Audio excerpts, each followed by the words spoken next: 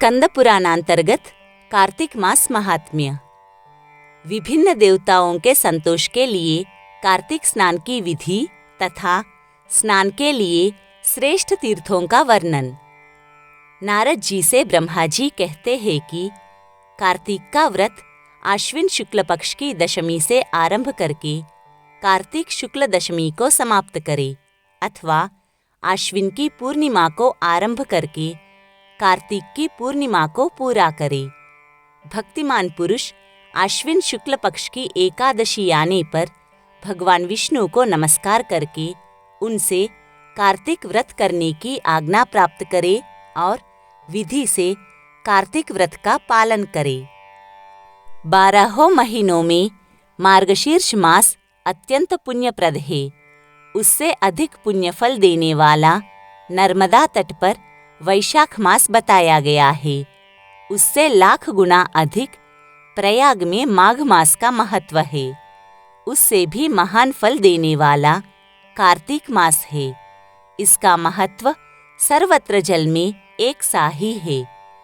एक ओर सब दान व्रत और नियम तथा दूसरी ओर कार्तिक का स्नान तराजू पर रखकर ब्रह्मा जी ने तोला तो कार्तिक का ही पलड़ा भारी रहा।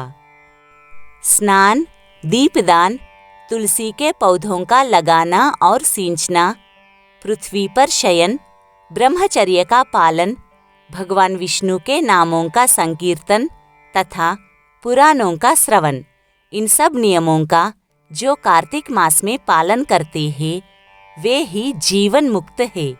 यह व्रत भगवान श्री कृष्ण को बहुत प्रिय है।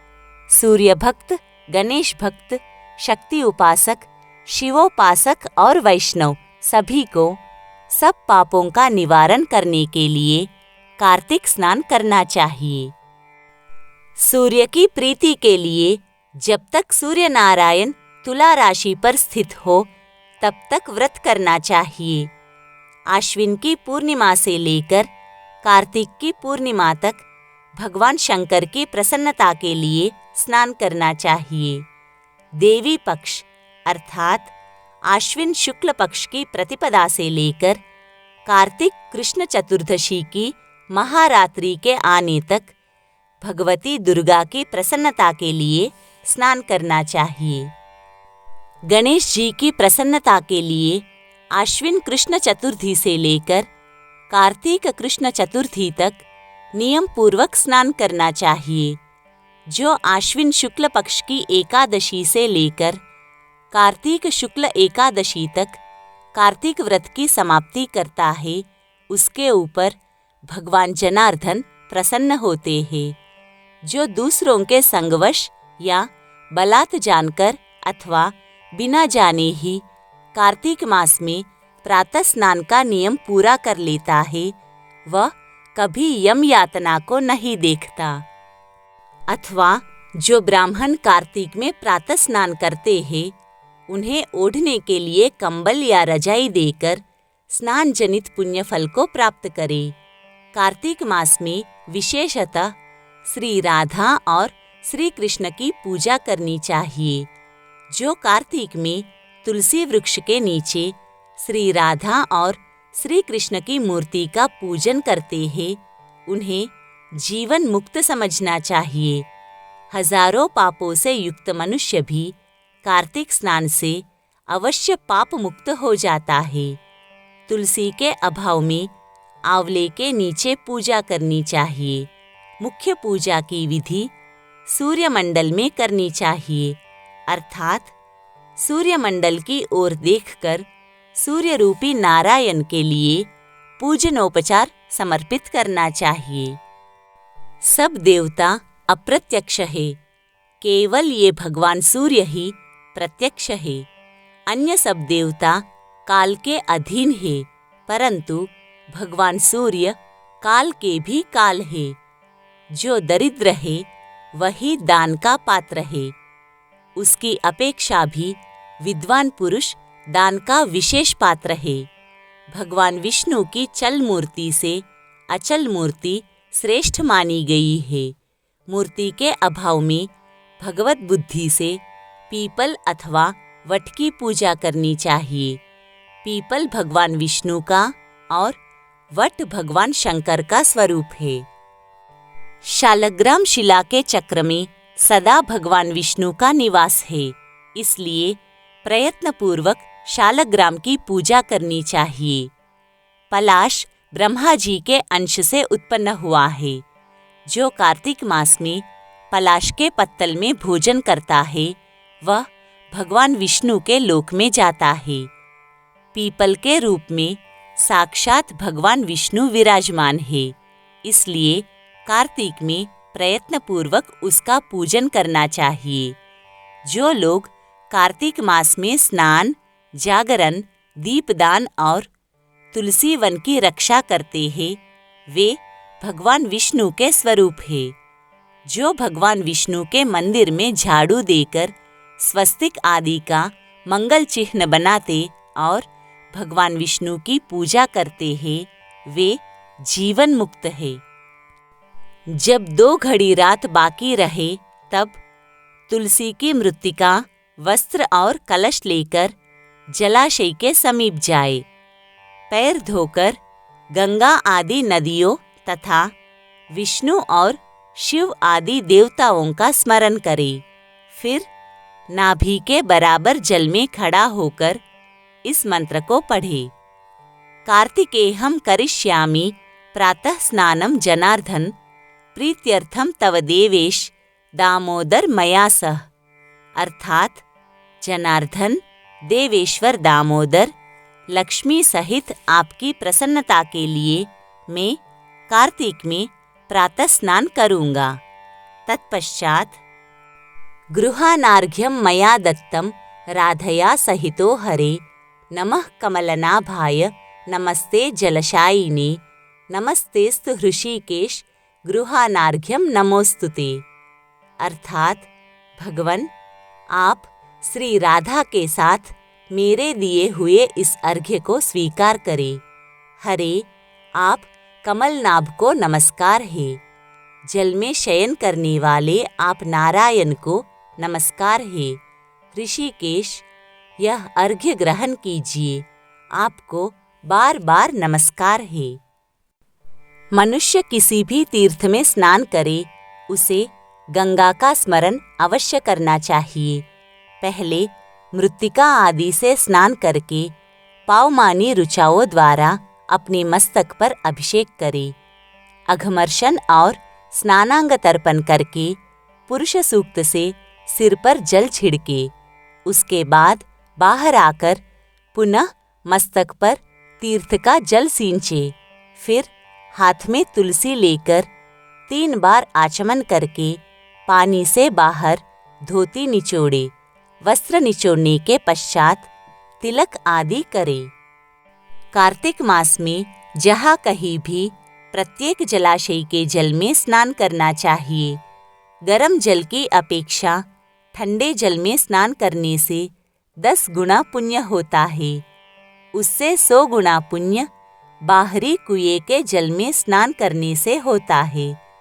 उससे अधिक पुण्य बावड़ी में और उससे भी अधिक पुण्य पोखरे में स्नान करने से होता है। उससे 10 गुना झरनों में और उससे भी अधिक पुण्य कार्तिक मास में नदी स्नान करने से होता है।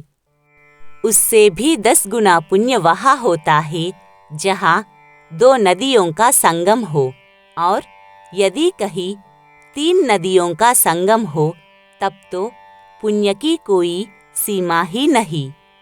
सिंधु, कृष्णा, वेणी, यमुना, सरस्वती, गोदावरी, विपासा, नर्मदा, तमसा, मही, कावेरी, सरयू, क्षिप्रा, चर्मणवती, बितस्ता, वेदिका, सोनभद्र, वेत्रवती, अपराजिता, गंडकी, गोमती, पूर्णा, ब्रह्मपुत्रा, मानसरोवर, वाग्मती, शतद्रु ये तीर्थ कार्तिक मास में दुर्लभ है।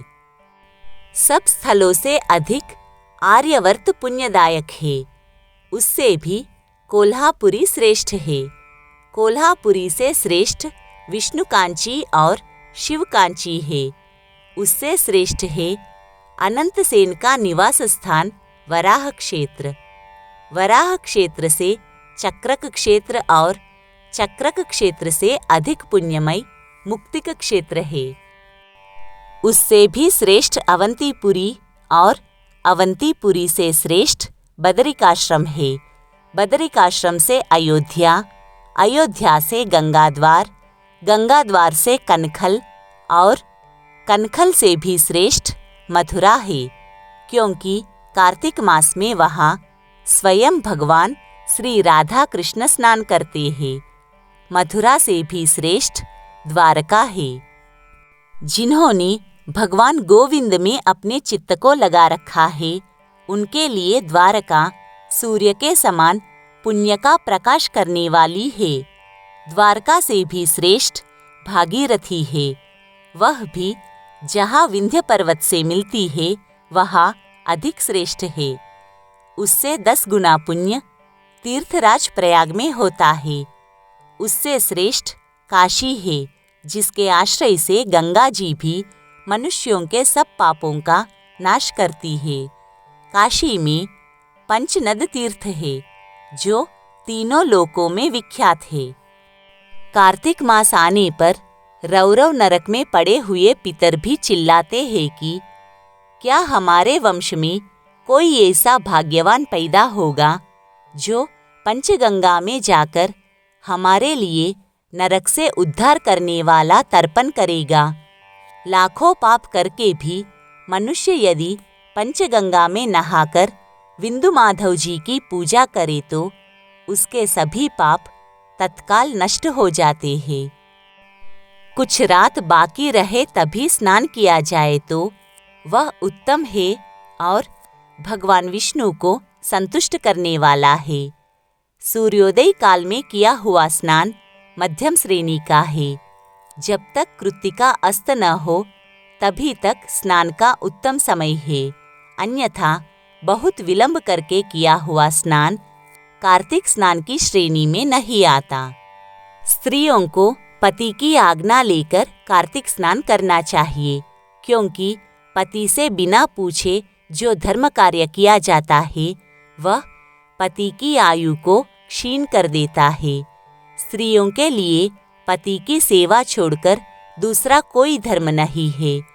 जो पति की आज्ञा का पालन करे वही इस संसार में धर्मवती है। केवल व्रत आदि से धर्मवती नहीं होती। पति यदि दरिद्र, पतित, मूर्ख अथवा दीन भी हो तो वह वैसा होता हुआ भी स्त्री का आश्रय है। उसके त्याग से स्त्री नरक में गिरती है। जिसके दोनों हाथ, दोनों पैर, वाणी और मन ये काबू में रहे तथा जिसमें विद्या, तप एवं कीर्ति हो, वही मनुष्य तीर्थ के फल का भागी होता है। जिसकी तीर्थ में श्रद्धा ना हो, जो तीर्थ में भी पाप की ही बात सोचता हो, नास्तिक हो, जिसका मन दुविधा में पड़ा हो तथा जो कोरा तर्कवादी हो, ये 5 प्रकार के मनुष्य तीर्थ फल के भागी नहीं होते। जो ब्राह्मण प्रतिदिन प्रातःकाल उठकर तीर्थ में स्नान करता है, वह सब पापों से मुक्त होकर परब्रह्म परमात्मा को प्राप्त होता है।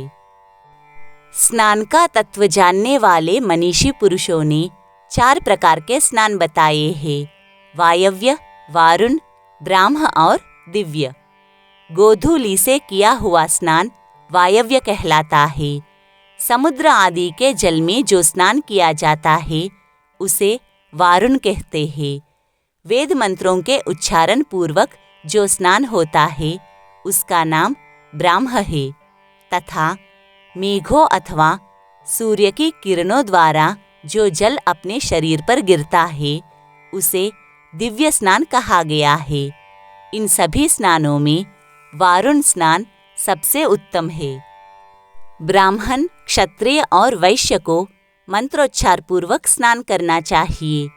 स्त्री और शूद्र के लिए बिना मंत्र के ही स्नान का विधान है।